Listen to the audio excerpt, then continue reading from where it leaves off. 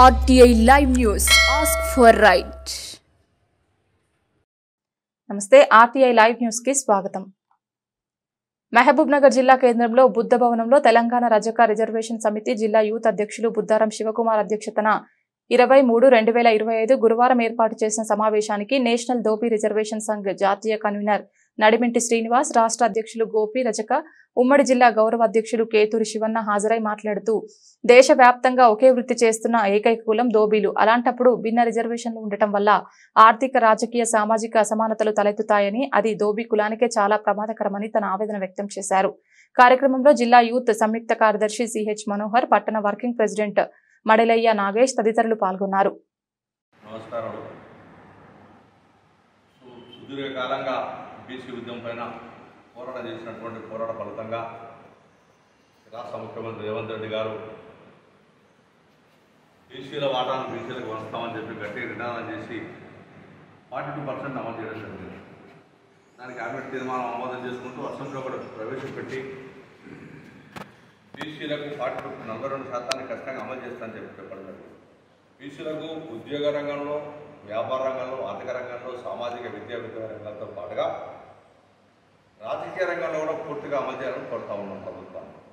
ఎందుకంటే రాజకీయంలో మేము అనుదొక్కబడుతున్నామని చెప్పి గతంలో చెప్పాం.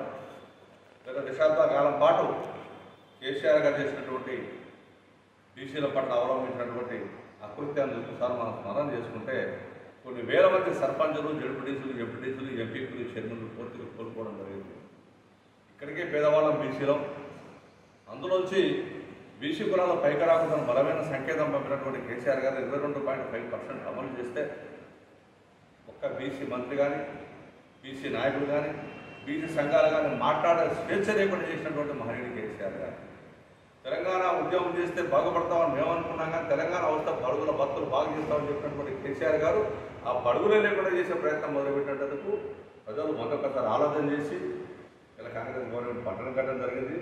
రేవంత్ రెడ్డి గారి సారథ్యంలో వారు తీసుకున్నటువంటి నిర్ణయం ఏదైతుందో బీసీలకు 42% అమలు చేసినందుకు గాను వాళ్ళ క్యాబినెట్ మంత్రివర్గం అందరూ కూడా ముఖ్యంగా ఉన్నటువంటి పొన్నం ప్రభాకర్ మంత్రివర్గం, బీసీ మంత్రికి, మిగతా మంత్రులకు అందరూ కూడా పేరు పేరు ధన్యవాదాలు చెప్తాము. అంతేకాకుండా మా రజకులు కూడా పూర్తి స్థాయిలో ఇప్పటికీ ఉద్యమం చేస్తా ఉన్నాం. 40 సంవత్సరాల నుంచి పోరాటం చేస్తూ ఉన్నాం.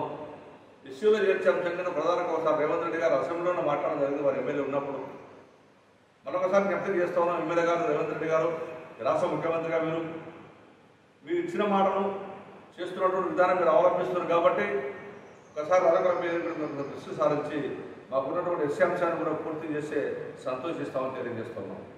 గతంలో ఉన్నటువంటి కేసీఆర్ గారు చెప్పినటువంటి మాటను అసెంబ్లీలో మాట్లాడతామని చెప్పాడు, లేదా తెలంగాణ తన ఎలమ ప్రకటిస్తామని చెప్పాడు అని కూడా మాట్లాడి చేశారు. కానీ మీరు ఒక పని చేశారు, మాకు మహిళా కార్యదర్శి పేరు మీద ఎలమ్మ పేరు పెట్టి జాతికి ఆదర్శం చేసినటువంటి మహిళలు కాబట్టి ఇప్పుడు కూడా మా సంఘాల నాయకులను కూడా వీళ్ళు ధన్యవాదాలు చెప్పడం జరిగింది. ఈ యొక్క అవకాశాన్ని కూడా మీరు మా వైపును తీసుకొని యావత్ రజక సమాజం మీ మమ్మల్ని నడవాలంటే రజకులు ఉన్నటువంటి ఎస్సీ చిరకాల వాంఛను మీరు నెరవేరిస్తే గతంలో మీడియా అసెంబ్లీలో లేవనెత్తిన అంశం ఇది. ఈ అంశం మీద సానుకూలంగా స్పందిస్తామని చెప్పారు. మా వాళ్ళు చాలామంది కూడా మిమ్మల్ని కలవడం జరిగింది. దీనిపైన మీరు స్పష్టంగా హామీ ఒకటి ఇస్తే రజక జాతి ఎవరు మిమ్మల్ని నడుస్తుంది. ఇప్పటికే మా ఎమ్మెల్యే తర్వాత ఎమ్మెల్సీ గారు కూడా మాట్లాడడం జరుగుతుంది. వాళ్ళు ఈ ఎస్సీ అంశాన్ని పూర్తిగా నేను తీసుకుంటానని చెప్పారు. వాళ్ళు సమాజం పట్ల అంకిత భావంతో ఉన్నటువంటి ఎమ్మెల్యే, ఆ ఎమ్మెల్సీ గారు, బసవరాజ్ సారా గారు, శంకర్ గారు మేము విజ్ఞప్తి చేస్తున్నాం. సమాజాన్ని ఏకీకృతం చేసి ఎస్సీ అంశం మీద ప్రభుత్వాన్ని నివేదిక ఇచ్చే విధంగా మీరు నిర్ణయం తీసుకుంటే మిమ్మల్ని కూడా మేము స్వాగతిస్తాము, మిమ్మల్ని నడిచేందుకు కూడా ఆలోచన చేస్తామని చెప్తా ఉన్నాం. మాకు ఎలాంటి విభేదాలు లేవు. మిమ్మల్ని రావడానికి కూడా మాకు ఎలాంటి సంకోచం కూడా, ఎందుకంటే జాతి ఉన్నటువంటి మీరు ఆనుకుంటారని మేము భావిస్తాం కాబట్టి ఎమ్మెల్యే సారా గారు, బసవరాజ్ సారా గారు, ఎమ్మెల్సీ అదేవిధంగా శంకర్ ఎమ్మెల్యే గారికి ఇద్దరికి ఒక్కసారి మనకి చెప్తా ఉన్నాము. ఈ ఎస్సీ అంశాన్ని మీరు పూర్తిగా చేతిలోకి తీసుకొని యావత్ తెలంగాణ ప్రజలను ఏకం చేసి ముందుకు నడిపి ముఖ్యమంత్రి ద్వారా ఈ వివిధ రాష్ట్ర అసెంబ్లీలో తీర్మానం చేసి పంపిస్తే జాతి మీకు రుణపడి ఉంటుంది. ఈ అంశాన్ని ప్రధానంగా దృష్టిలో ఉంచుకోవాల్సిందిగా, అదేవిధంగా ఒక్కొక్క రజక సమాజం కొంత మనదాంట్లో వర్గాలు విభేదాలు పక్కన పెట్టి జాతి కోసం ఐక్యంగా పనిచేద్దాం. ఎట్లా ముందుకు నడవాలో నిర్ణయం తీసుకుందుకు మీ అందరికీ కూడా మేము చెప్తా ఉన్నాం ఒకటే మాట. కాబట్టి మనకు ఒకే లక్ష్యం అని చెప్తాను, ఒకే జాతి అని చెప్తాను, జాతి కోసం పనిచేస్తాను మనం మాట్లాడుతున్నాం కాబట్టి జాతి కోసం పనిచేసే వ్యక్తులు, ధర్మం కోసం పనిచేసే వ్యక్తులు, సంఘం కోసం పనిచేసే వ్యక్తులు, సమాజం కోసం పనిచేసే వ్యక్తులు ఒక్కసారిగా మీరు ఆలోచించండి. స్వార్థాన్ని పక్కన పెట్టండి. సమాజ చింతం మనకు ఉంటే సంఘాలుగా అందరం కూడా ఒక చోటకి వెళ్తాం. జాతి రక్షణ కోసం పనిచేద్దాం. ఎస్సీ అంశాన్ని ప్రభుత్వం ముందుకు తీసుకెళ్లే విధంగా మళ్ళీ ఒకసారి ఉద్యమాన్ని ఉధృతం చేద్దాం. అని ఇప్పటికే మాదిరిలో కూడా చేసిన విజయాన్ని 30 సంవత్సరాల పోరాటం వారు విజయం సాధించారు. అనేక ఆడుకుంటూ ఎదుర్కొన్నారు, ఇబ్బందులు పడ్డారు, దెబ్బతిన్నారు.